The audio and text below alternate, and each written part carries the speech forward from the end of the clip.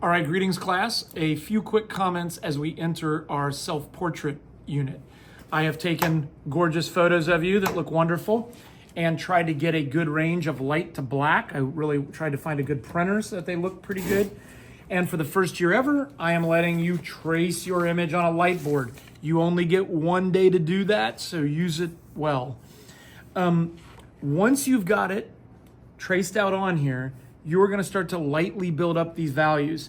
It really matters that you know what these pencil numbers mean. 4H is the lightest, 2H is pretty light, but then things like 3B and 6B, those are dark, and we're going to use those at the end. So start off with this light pencil, and my beginning shading when I'm doing these light values, I am literally going to be shading this with almost just the weight of the pencil. I'm going to move in little ellipses and try to hide my pencil strokes, and build it up little by little, very lightly. It is all going to be about your shading for this unit. So you want to be focused in and paying attention. And then I'm going to start building up. I will eventually put a border around this, and we'll build up to the darkest values. Here's one that I did before. This one I actually drew, except I had a little grid. But I've gone in and put in those darker values.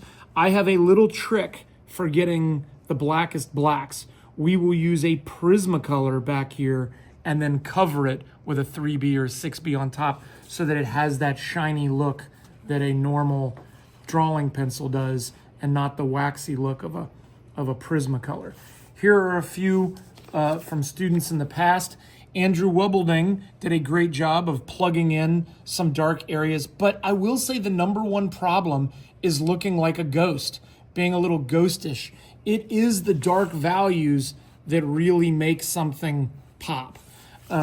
This was Nora's, and you can see how well. Nora, by the way, did not get to trace hers. That was gridded and drawn, but she did a great job too. But you can see how her hair, as wonderful as it is, she could get a little bit deeper with those values, and that would really help that to pop a little bit more. As always, Mr. Grow is trying to give you the best tools to do the best job, usually even things the other art teachers don't have sometimes.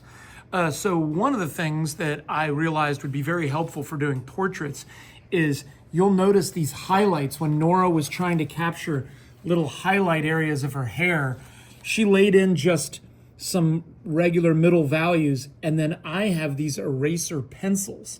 So this looks like a white Prismacolor, but it is an eraser on the end of here, and she has erased some of the highlights.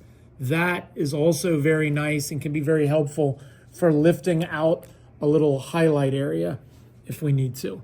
So I hope that was a little helpful tutorial. Good luck to you.